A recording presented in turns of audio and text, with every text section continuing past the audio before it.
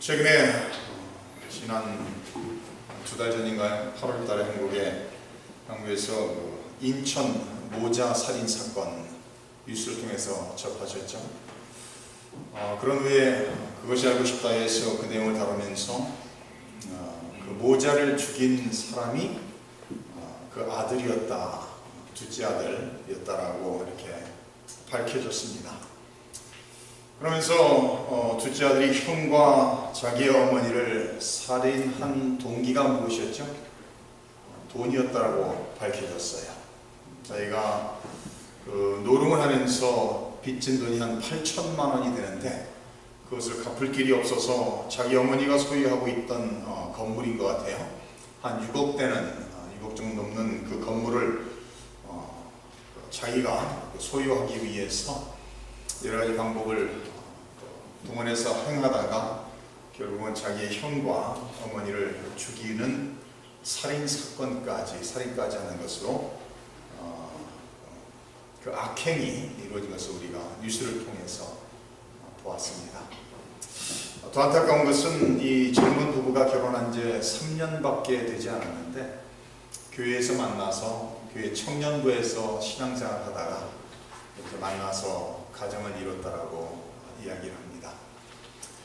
그래도 안타까운 것은 그 30세였던 그 김모 씨 아내가 자살까지 하는 것을 자기는 죄가 없다. 자기는 죄가 없다라고 이야기하는데 이 경찰에서 모든 수사 과정 속에서 발견된 것은 카카오톡을 통해서 남편과 아내가 주고받은 그 메시지 속에 모든 것을 알고 있었다라는 것을 알게 되고, 그래서 공모자였다라는 것을 알게 되고, 그러면서 그 여자를, 그 아내를 공모자로서 이렇게 체포하기 위해서 모든 준비를 하는 과정 속에 자기는 무죄하다고, 자기는 아무것도 몰랐었다고, 그러면서 결국은 자살을 하면서 2페이지에 유서를 남기고 세상을 떠났습니다. 저는 그 뉴스를 접하면서 사람이 저럴 수 있을까? 이런 생각이 들었어요.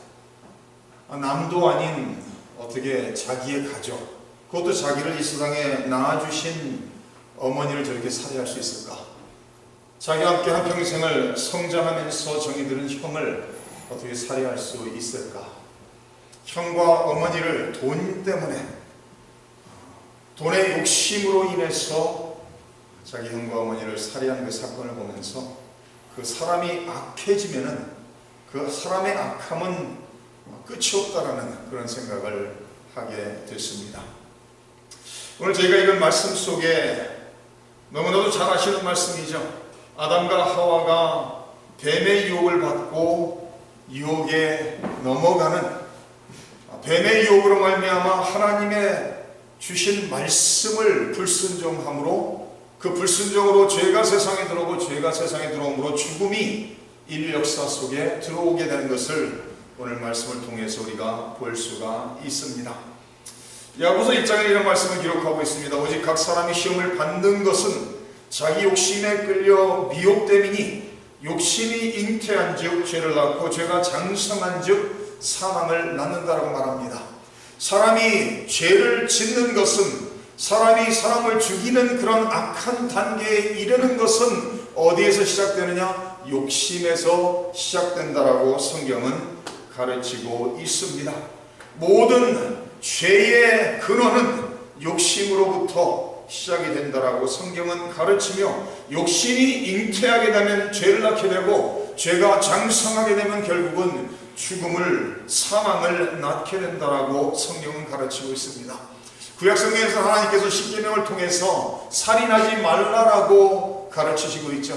예수님께서는 구약 신약성경 마태복음을 통해서 이렇게 말씀합니다. 살인하지 말라라는 명령을 들었다. 그러나 내가 너에게 다시 말하니 형제를 미워하는 자는 살인한 자라고 가르치고 있습니다.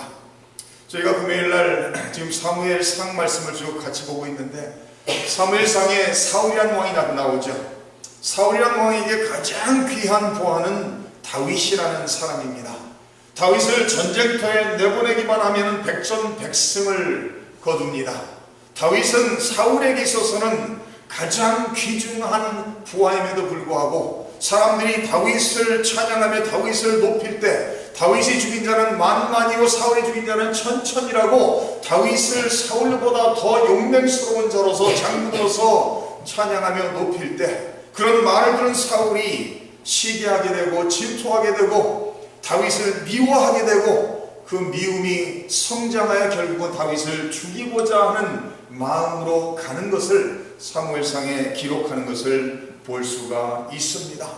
누군가를 미워하는 것, 누군가를 시기하는 것이 하나님 앞에 회개하고 바로잡혀지지 않으면 결국은 그것을 통해서 더 큰 죄로 이어질 수 있다는 것을 성경은 가르치고 있습니다. 그러므로 우리 예수 믿는 사람들은 결과적으로 무엇을 한 것을 고치는 것이 아니라 결과가 나타나기 이전에, 악행이 죄악이 나타나기 이전에 그 마음속에 자리 잡고 있는 욕심들, 마음속에 자리 잡고 있는 미움들을 하나님 앞에 내어놓고 회개하고 정리할 때 우리는 하나님 앞에 믿음의 사람으로, 거룩한 사람으로 하나님의 자녀로서 든든히 세워져 갈 수 있다라는 말씀입니다.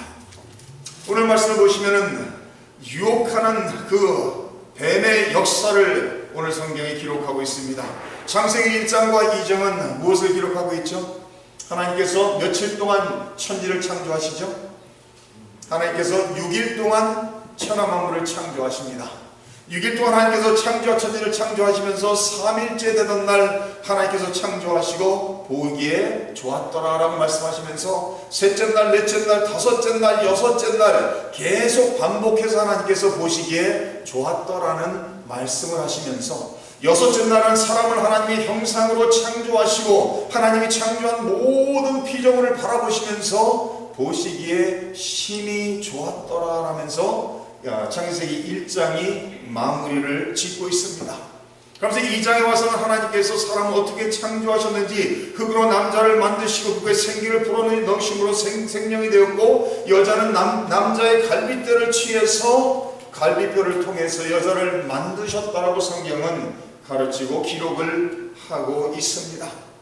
그래서 하나님께서는 사람에게 필요한 모든 것을 제공해 주셨다라고 창세기 1장과 2장 속에 기록을 합니다. 창세기 1장 29절 이렇게 말합니다. 하나님이 이르시되 내가 온 지면에 씨 맺는 모든 채소와 씨 가진 열매 맺는 모든 나무를 너에게 주노니 너희의 먹을 거리가 되리라. 아담과 하와에게, 남자와 여자에게 인생을 살아가는데 필요한 모든 환경적인 것과 음식과 먹을 모든 것을 다 제공해 주신 그런 완벽하고 아름다운 그런 상황이었다라고 성경은 기록을 합니다.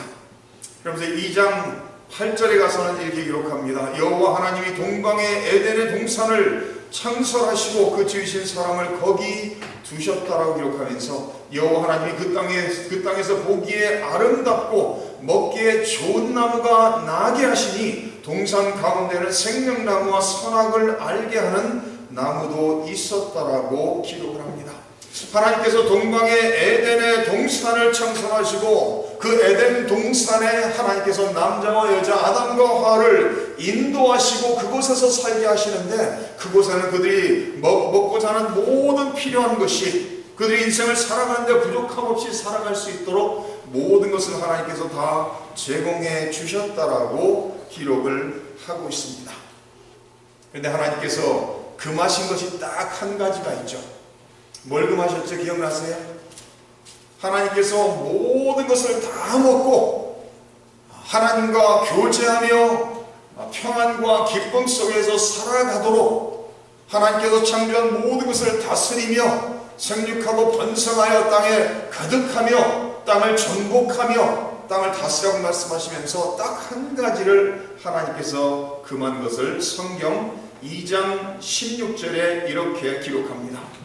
여호와 하나님이 그 사람에게 명하여 이르시되 동산 각종 나무의 열매는 내가 임의로 먹되 선악을 알게 하는 나무의 열매는 먹지 말라.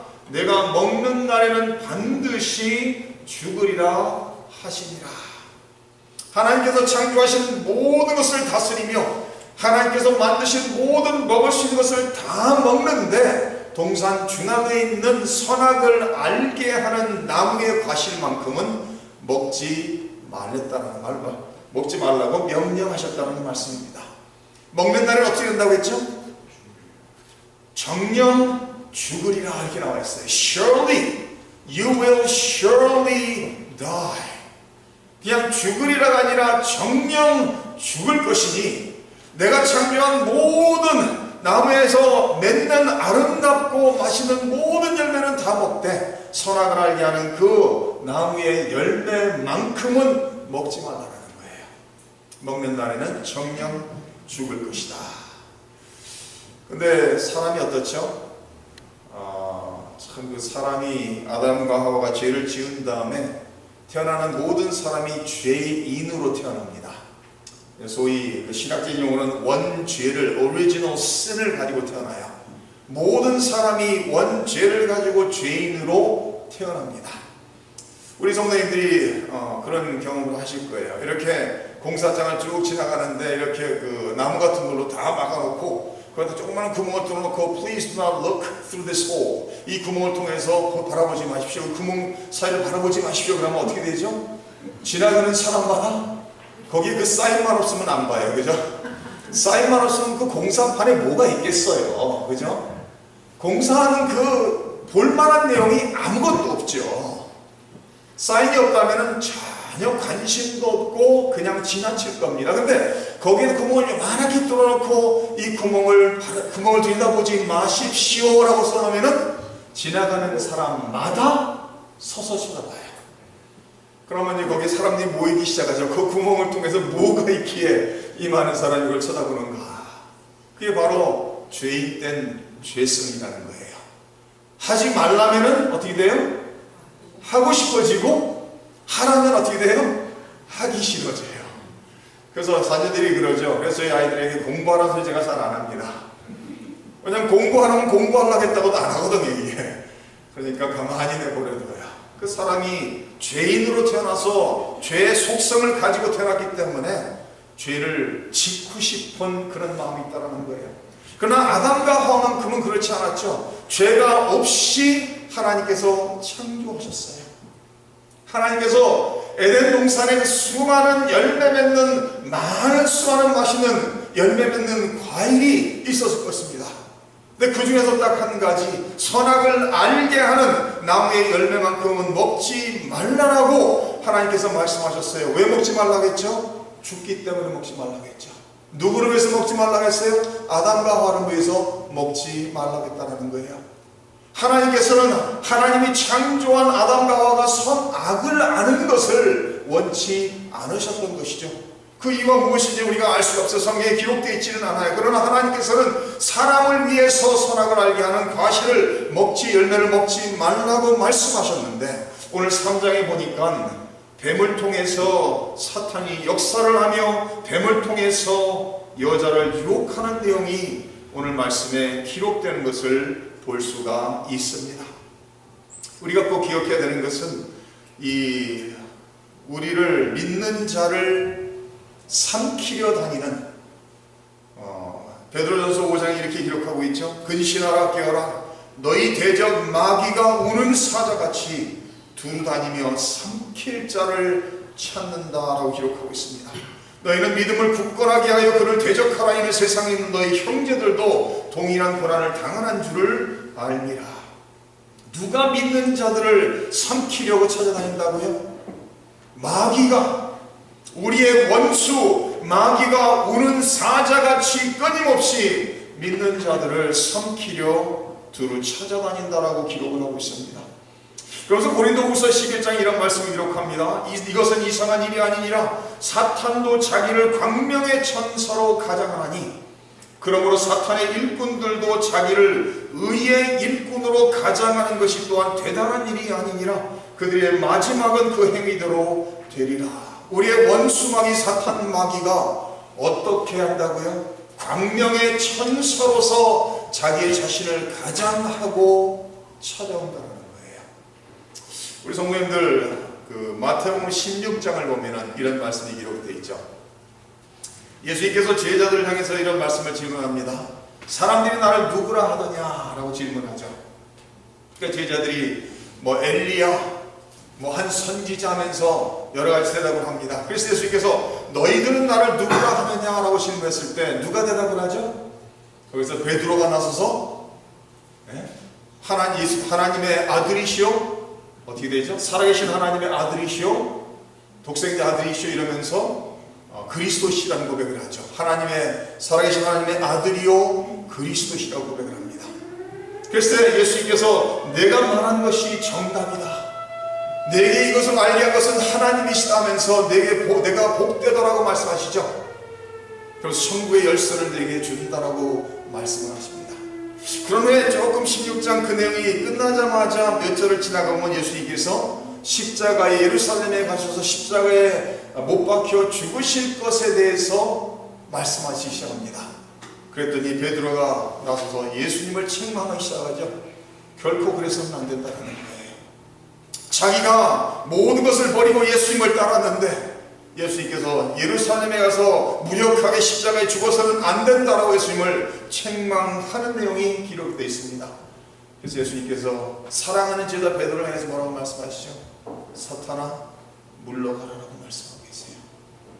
다시 말해서 사탄의 역사는 예수님께서 사랑하는 수제자 중에 한 사람인 베드로를 통해서도 예수님에게 접근했던 것을 우리는 성경을 통해서 볼 수가 있습니다.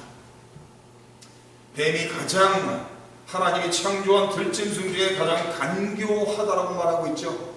사탄 마귀가 뱀을 통해서 지금 여자를 찾아가고 접근하고 있는 말씀입니다.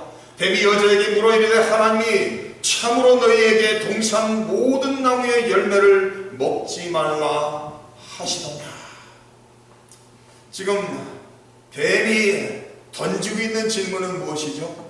하나님이 하신 말씀에 대한, 하나님이 주신 명령에 대한 질문을 던지며 그 명령에 의문을 갖게 하는 그런 질문을 던지고 있습니다. 그러니까 2절과 3절에 여자가 대답을 합니다. 뭐라고 대답을 하고 있죠? 여자가 뱀에게 말하되 동산 나무의 열매를 우리가 먹을 수 있으나 동산 중앙에 있는 나무의 열매는 하나님의 말씀에 너희는 먹지도 말고 만지지도 말라 너희가 죽을까 하노라 하셨느니라. 지금 여자와 뱀의 대화 속에서 뱀이 던지는 질문은 하나님께서 정말 동산 모든 나무의 열매를 먹지 말라 했느냐. 그러니까 여자가 말하는 것은 하나님께서 동산에 있는 모든 나무는 먹을 수 있는데, 동산나무의 모든 열매를 우리가 먹을 수 있는데 동산 중앙에 있는 나무의 열매는 하나님께서 먹지도 말고 만지지도 말라고 말씀하셨습니다.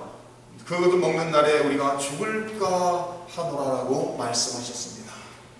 여기서 하나님이 주신 명령, 하나님이 하신 말씀에 대한 질문을 던졌을 때 하와가 지금 대답을 하면서 정확하게 하나님의 말씀을 인용하면서 대답을 하고 있으니까 어떻죠? 동산 중앙에 나무가 몇 가지가 있었죠? 그 에덴 동산에는 나무가 몇 개 있는지 몰라요. 그러나 동산 중앙에는 몇 개 있는지 알아요. 동산 중앙에 나무가 몇 개가 있었죠? 동산 중앙에 동산 중앙에 나무가, 이게 제가 힌트를 드리고 있는데 이렇게 하지를 못하셨어. 동산 중앙에 제가 잘 기억하세요. 제가 50% 확률의 질문이 아니면은 던지는 질문에 힌트가 있다라는 걸 생각하세요. 동산 중앙에 나무가 2개가 있었어요. 또 하나를 하시 못하면 이렇게 이거 한참 이렇게 했는데 이 제가 손가락 2개 지금 10번 이랬는데 이걸 보시면서 하나 그러시면 좀 제가 실망이 되죠.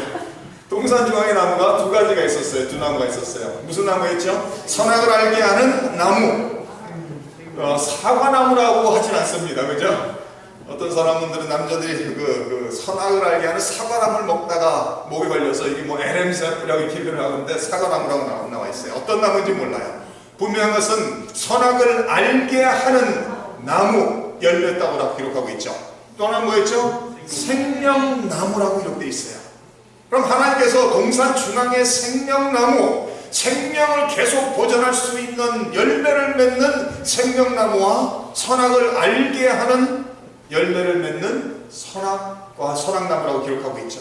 근데 하나님께서 생명나무에 대해서 먹지 말라고 하신 적이 없어요. 생명나무는 하나님의 뜻은 그 생명나무에서 맺는 열매는 먹고 영원토록 하나님과 교제하며 하나님과 함께 살도록 생명나무를 만드셨어요. 근데 여자가 대답하는 것은 뭐죠? 동산 중앙에 있는 그 나무의 열매는 먹지 말라고 했습니다. 하나님께서 하신 말씀과 좀 차이가 나는 것을 볼 수가 있습니다. 그리고 두 번째는 하나님께서 먹지 말라는 말씀을 하셨어요. 그러나 만지지 말라는 말씀을 안 하셨어요. 어디에도 만지지 말라는 소리는 없어요. 지금 여자가 대답을 하면서 자기 나름대로 하나님이 이렇게 말씀하셨다라는 생각을 하면서 동산 중앙에 있는 모든 나무의 열매는 먹지 말라고 하셨고 만지지도 말라고 하셨습니다. 먹는 날에는 죽을까 하노라 라고 말씀하셨습니다. 하나님께서 뭐라고 말씀하셨죠? 먹는 날에는 정령 죽으리라고 말씀하셨어요. 그러니까 지금 여자가 하와가 뱀을 통해서 유혹을 받았을 때 하나님이 하신 말씀이 이것이냐? 하나님께서 정말로 동산 모든 나무의 열매를 먹지 말라고 했느냐? 하나님 하신 말씀은 그게 아니죠. 동산에 있는 모든 나무의 열매는 먹어도 되는데 동산 중앙에 있는 선악을 알게 하는 그 열매만큼은 먹지 말라고 말씀하셨습니다. 그 다음에 4절 말씀을 보세요. 뱀이 여자에게 이르되 너희가 결코 죽지 아니하리라. 절대 죽지 않을 것이다. 하나님께서 왜 그 열매를 먹지 말라고 하셨는가 하면 5절 말씀에 이렇게 말하죠. 너희가 그것을 먹는 날에는 너희 눈이 밝아져 하나님과 같이 되어 선악을 알 줄 하나님이 아시니라. 하나님께서 왜 먹지 말라고 했느냐? 지금 뱀이 얘기하는 거예요. 너희가 먹는 날 결코 죽지 않는다. 안 죽는 것에서 그치는 것이 아니라 먹는 날에는 눈이 밝아져서 하나님과 똑같이 된다는 거예요. 하나님과 동등한 위치에 선악을 알게 되는 동등한 자리에 세워질 거라고 거짓으로 유혹을 하고 있습니다. 그런 유혹을 대화 속에서 그 유혹을 받았을 때 하나님과 같이 될 것이다 라는 유혹을 받았을 때 6절에 여자가 그 나무를 본즉 먹음직도 하고 보암직도 하고 지혜롭게 할 만큼 탐스럽기도 한 나무인지라. 그 나무를 다시 바라보았더니 어떻게 됐어요? 보암직도 하고 먹음직도 하고 지혜롭게 할 만큼 탐스러운 나무였더라 라고 기록을 합니다. 그러면서 곧바로 여자가 그 열매를 따먹고 자기와 함께 있는 남편에게도 주매 그도 먹은지라. 남자는 그 자리에서 가만히 서 있었어요. 남자가 뭘 했어야 돼요? 개입해서 그 선악을 알게 하는 열매는 하나님께서 절대 먹지 말라고 했다. 먹는 날에는 정령 죽는다고 했다. 그러면서 개입해서 자기의 아내인 여자를 말렸어야 되죠. 근데 말리지 못하고 가만히 서서 있다가 아내가 먼저 따먹고 주니까 자기도 먹어버렸어요. 그랬더니 어떤 결과가 나타났죠? 7절에 이렇게 나와 있습니다. 이에 그들의 눈이 밝아져 자기들이 벗은 줄 알고 무화과나무 잎을 엮어 치마로 삼았더라. 그들이 그날 바람이 불 때 동산에 거니시는 여호와 하나님의 소리를 듣고 아담과 그의 아내가 여호와 하나님의 낯을 피하여 동산나무 사이에 숨은지라. 지금 그 과실을 선악을 알게 하는 열매를 먹었을 때 눈이 밝아져 하나님과 같이 된 것이 아니라 눈이 밝아져 부끄러움을 느끼게 되었고, 두 번째는 하나님이 무서워 도망가 숨었다라고 성경은 기록하고 있습니다. 눈이 밝아져 하나님과 같이 된 것이 아니라 눈이 밝아져 벌거벗은 것이 부끄럽게 느껴졌고, 더 나아가서는 하나님이 자기들을 찾아오실 때 하나님이 두려운 대상이 되어버렸어요. 그래서 하나님을 피해 숨었다라고 성경은 기록하고 있습니다. 9절에 여호와 하나님이 아담을 부르시며 그에게 이르시되 내가 어디 있느냐? 이르되 내가 동산에서 하나님의 소리를 듣고 내가 벗었으므로 두려워하여 숨었나이다. 이렇게 기록하고 있죠. 벗은 것이 부끄러움으로 느껴졌고 하나님의 오시는 그 하나님의 소리가, 자기를 찾아오고 있는 하나님의 그 소리가 두려움으로 여겨졌죠. 결국은 눈이 밝아져 하나님과 같이 된 것이 아니라 눈이 밝아져 부끄러움과 두려움으로 가득 찼다라고 성경은 기록하고 있습니다. 죄를 짓는 사람은 죄의 노예가 된다라고 성경은 가르치고 있습니다. 요한일서 2장에 이런 말씀을 기록합니다. 이 세상이나 세상에 있는 것들을 사랑하지 말라. 누구든지 세상을 사랑하면 아버지의 사랑이 그 안에 있지 아니하니 이는 세상에 있는 모든 것이 육신의 정욕과 안목의 정욕과 이생의 자랑이니 다 아버지께로부터 온 것이 아니요 세상으로부터 온 것이라. 이 세상도 그 정욕도 지나가되 오직 하나님의 뜻을 행하는 자는 영원히 거하느니라. 여자가 다시 그 선악 나무를 바라봤을 때 먹음직도 하고 보암직도 하고 지혜롭게 할 만큼 탐스럽다라고 말하고 있는 그 내용은 바로 요한일서 2장에서 말하고 있는 이 세상에 있는 모든 것이 육신의 정욕, 안목의 정욕, 이생의 자랑이라고 말하면서 이것은 하나님께로부터 오는 것이 아니요 세상으로부터 오는 것이라고 말하고 있습니다. 세상도 지나가고 정욕도 지나가되 하나님의 뜻을 행하는 자만 영원히 거할 것이라고 성경은 기록하고 있습니다. 그럼 마지막으로 우리를 유혹하는 우리의 원수 마귀가 우는 사자와 같이 광명의 천사로 가장하고 끊임없이 우리를 찾아오는데 우리가 어떻게 하면 그 유혹을 물리치고 유혹으로부터 자유할 수 있을까요? 마태복음 4장에 가서 보시면은 예수님께서 40일을 금식하시는 내용이 기록되어 있습니다. 40일을 금식하신 후에 예수님에게 유혹하는 자가 마귀가 시험하러 찾아옵니다. 시험하러 찾아와서 이렇게 시험을 합니다. 시험하는 자가 예수께 나와서 이르되 내가 만일 하나님의 아들이거든 명하여 이 돌들로 떡덩이가 되게 하라. 두 번째 시험은 마귀가 또 그를 데리고 지극히 높은 산으로 가서 천하 만국과 그 영광을 보여 이르되 만일 내게 엎드려 경배하면 이 모든 것을 내게 주리라. 5절에 이렇게 말합니다. 이 마귀가 예수를 거룩한 성으로 데려다가 성전 꼭대기에 세우고 이르되 내가 만일 하나님의 아들이거든 뛰어내리라. 기록됐을 때 그가 너를 위하여 그의 사자들을 명하시니 그들이 손으로 너를 받들어 발이 돌에 부딪히지 않게 하리로다. 예수님에게 찾아와 유혹하는 마귀의 유혹은 아담과 하와를 유혹했던 똑같은 그 세 가지, 먹음직도 하고 보암직도 하고 지혜롭게 할 만큼 탐스럽기도 한 육신의 정욕, 안목의 정욕, 이생의 자랑이었던 것을 알 수가 있습니다. 예수님이 유혹을 받으셨을 때마다 어떻게 하셨죠? 네? 어떻게 그 유혹을 물리치셨죠? 예수님께서 기록되었으되 또 기록되었으되 기록되었으되. 무슨 얘기죠?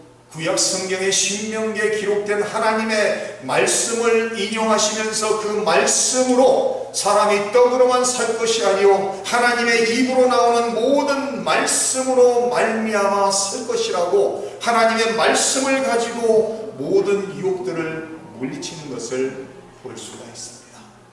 우리 믿는 사람들은 이 세상에서 우리의 원수 마귀의 유혹을 물리치기 위해서 하나님의 말씀으로 무장되어야 된다는 것을 성경은 가르치고 있습니다.